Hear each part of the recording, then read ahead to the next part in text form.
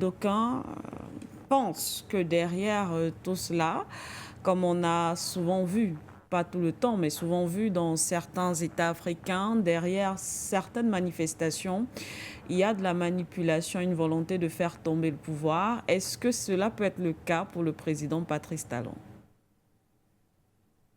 Il y a toujours la possibilité d'avoir ce type d'interprétation, Hmm.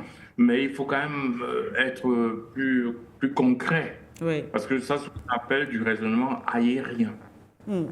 Il y aurait une manifestation pour essayer de faire tomber le président Talon. C'est qui l'acteur de la manifestation? Oui. Qui essaie de faire tomber le président Talon? Est-ce que faire tomber le président Talon est un tabou?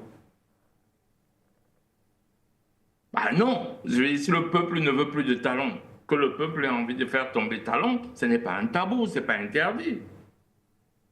Je sais pas, j'ai l'impression qu'on se met des tabous dans la tête. Non, le peuple n'a pas envie de Talon, le Talon ne suit pas le peuple, c'est ça qu'on appelle la volonté populaire. C'est la définition même du mot démocratie. Oui.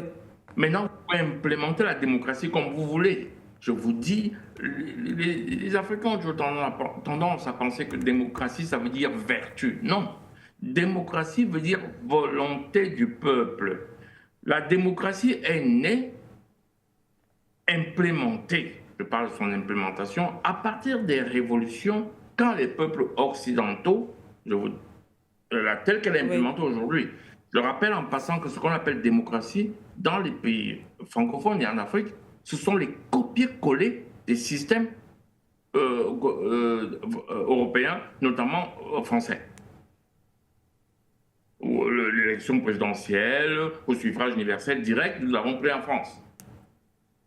Je parle de l'implémentation de la démocratie et non son concept. Ne mélangeons pas les choses. Je vais être précis quand je parle. Il y a un concept qui est un concept de la démocratie.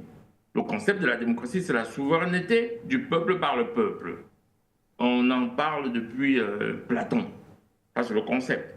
On peut estimer qu'il était implémenté 2, 3 fois. Oui, parce que à l'époque, Hélène, la référence à l'histoire politique européenne, je lis ça tous ces temps parce que j'ai une de mes petites sœurs qui est mariée, qui a recommencé ses études de droit. Alors, il me ramène pour lui expliquer toutes ces choses.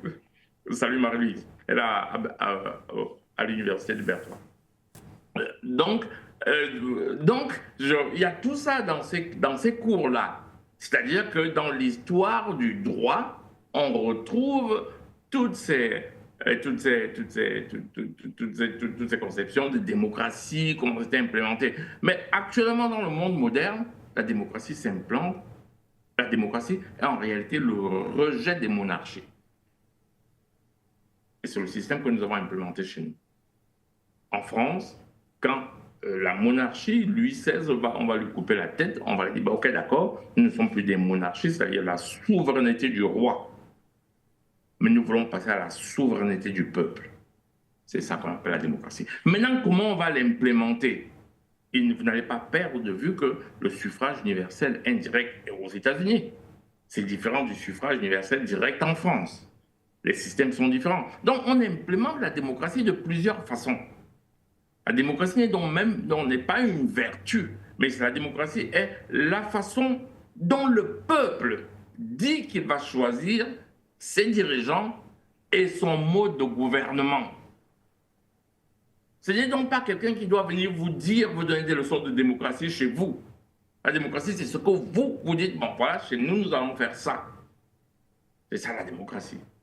Maintenant, si le peuple béninois estime que Talon ne l'écoute pas, et si le peuple béninois dit qu'il veut faire tomber Talon, ça reste une manifestation de la démocratie.